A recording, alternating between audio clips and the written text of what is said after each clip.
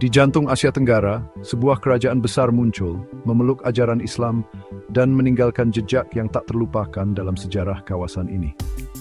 Kerajaan Samudra Pasai, yang sering dianggap sebagai kerajaan Islam pertama di Indonesia, berkembang di pantai utara Sumatera. Kisahnya adalah kisah tentang perdagangan maritim, pertukaran budaya, dan pengaruh agama yang bertahan lama. Dari awal yang sederhana di abad ke-13, Samudra Pasai menjadi terkenal, menarik pedagang dan cendekiawan dari negeri yang jauh. Video ini membahas sejarah kerajaan Samudra Pasai yang menarik, mengeksplorasi pendiriannya, para penguasanya, signifikansi ekonomi dan budayanya, dan faktor-faktor yang akhirnya menyebabkan kemundurannya. Melalui interaksinya dengan dunia Islam yang lebih luas, Samudra Pasai menjadi pusat pengetahuan dan pusat penyebaran Islam di Asia Tenggara. Waris Singa terus lebendet turun las Countess Intiding besar ini. Asal-usul kerajaan Samudra Pasai masih diselimuti misteri, dengan berbagai catatan memberikan perspektif yang berbeda tentang pendiriannya. Menurut sejarah Melayu, kerajaan ini didirikan sekitar tahun 1267 Masehi oleh Merah Silu, yang masuk Islam dan mengambil nama Malik al-Saleh.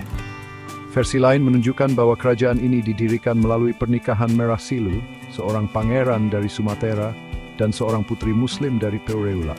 Terlepas dari detail pastinya, jelas bahwa para penguasa awal Samudra Pasai memainkan peran penting dalam menetapkan Islam sebagai agama kerajaan.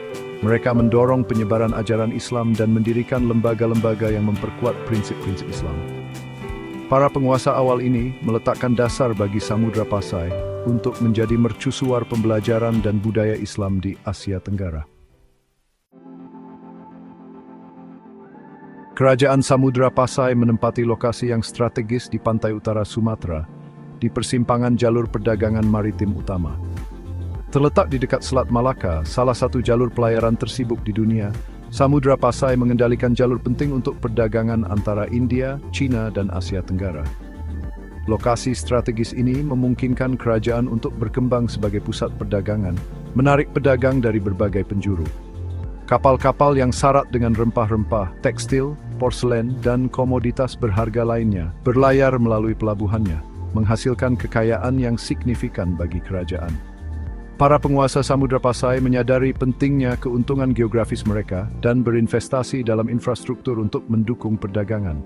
Mereka membangun pelabuhan, gudang, dan pasar yang semakin meningkatkan reputasi Samudra Pasai sebagai pusat perdagangan yang ramai. Masa pemerintahan Sultan Malik al-Saleh, penguasa Muslim pertama Samudra Pasai, menandai zaman keemasan bagi kerajaan. Perpindahannya ke agama Islam mengantarkan era kemakmuran dan pertukaran budaya, seiring Samudra Pasai semakin terintegrasi ke dalam dunia Islam yang lebih luas.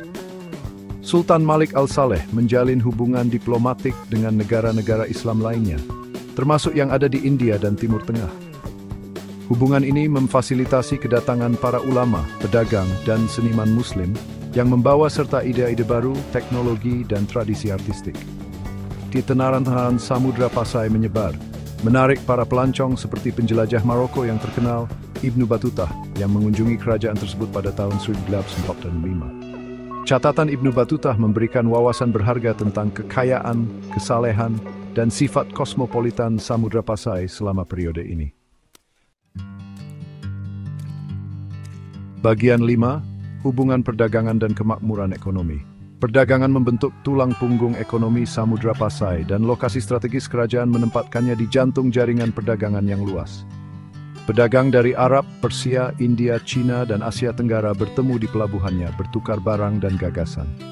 Samudra Pasai sangat terkenal dengan ekspor rempah-rempahnya yang sangat diminati di Eropa dan belahan dunia lainnya.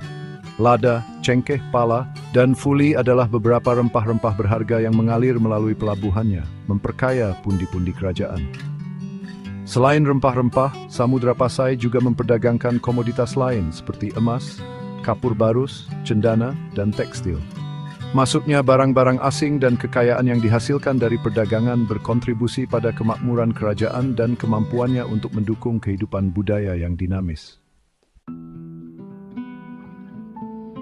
Bagian 6. Pertukaran budaya dan pengaruh Islam. Kedatangan Islam di Samudra Pasai memiliki dampak yang besar pada budaya kerajaan, membentuk praktik keagamaan, adat istiadat sosial, dan ekspresi artistiknya. Ajaran Islam meresap ke dalam semua aspek kehidupan, dari istana kerajaan hingga kehidupan sehari-hari masyarakat biasa. Pembangunan masjid seperti Masjid Agung Samudra Pasai menjadi simbol penerimaan kerajaan terhadap Islam. Masjid-masjid ini tidak hanya berfungsi sebagai tempat ibadah, tetapi juga sebagai pusat pembelajaran Islam dan pertemuan komunitas. Seni dan arsitektur Islam berkembang, memadukan tradisi lokal dengan pengaruh dari bagian lain dunia Islam. Kaligrafi, pola geometris, dan motif bunga menghiasi masjid, makam, dan struktur lainnya, mencerminkan sensibilitas estetika seni Islam. Bagian 7, peran agama dalam pemerintahan dan masyarakat. Islam memainkan peran sentral dalam pemerintahan dan struktur sosial kerajaan Samudra Pasai. Sultan, sebagai penguasa tertinggi, tidak hanya sebagai kepala politik, tetapi juga sebagai pemimpin spiritual rakyatnya. Hukum Islam yang dikenal sebagai syariah membentuk dasar sistem hukum kerajaan, memandu masalah keadilan, hukum keluarga, dan perilaku sosial. Cendekiawan dan ahli hukum Islam memegang posisi berpengaruh, menasihati Sultan tentang masalah agama dan hukum. Ajaran Islam mempromosikan rasa kebersamaan dan tanggung jawab sosial. Konsep zakat, suatu bentuk sedekah, mendorong orang kaya untuk mendukung yang kurang beruntung. Penekanan pada kesejahteraan sosial ini berkontribusi pada masyarakat yang lebih adil. Bagian 8, kemunduran dan kejatuhan kerajaan Samudra Pasai. Terlepas dari kemakmuran dan pengaruhnya, kerajaan Samudra Pasai akhirnya menyerah pada kombinasi tekanan internal dan eksternal. Perselisihan internal, perselisihan suksesi, dan kebangkitan kerajaan tetangga melemahkan kekuatannya. Portugis didorong oleh pencarian mereka akan rempah-rempah dan ambisi mereka untuk mengendalikan jalur perdagangan, tiba di Asia Tenggara pada abad ke-16. Pada tahun 1521, Portugis merebut kota pelabuhan penting Malaka, mengganggu perdagangan Samudra Pasai dan melemahkan jalur ekonomi vitalnya. Aceh, sebuah kerajaan yang kuat di Sumatera Utara, juga menjadi ancaman signifikan bagi Pasai. Kesultanan Aceh memperluas pengaruhnya di wilayah tersebut, yang akhirnya menaklukkan Samudra Pasai pada awal abad ke-16. Bagian 9, warisan dan signifikansi sejarah. Meskipun kerajaan Samudra Pasai akhirnya menemui ajalnya, warisannya terus bergema di Indonesia dan sekitarnya. Sebagai kerajaan Islam pertama di Nusantara, Samudra Pasai memainkan peran penting dalam penyebaran Islam ke seluruh Asia Tenggara.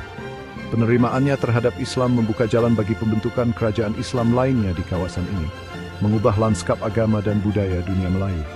Warisan kerajaan terbukti dalam kehadiran Islam yang abadi di Indonesia, negara berpenduduk mayoritas Muslim terbesar di dunia. Peran Samudra Pasai sebagai pusat perdagangan dan pertukaran budaya meninggalkan jejak yang tak terlupakan di kawasan ini. Interaksinya dengan para pedagang dan cendekiawan dari negeri yang jauh mendorong pertukaran ide, teknologi, dan tradisi artistik, memperkaya permadani budaya Asia Tenggara.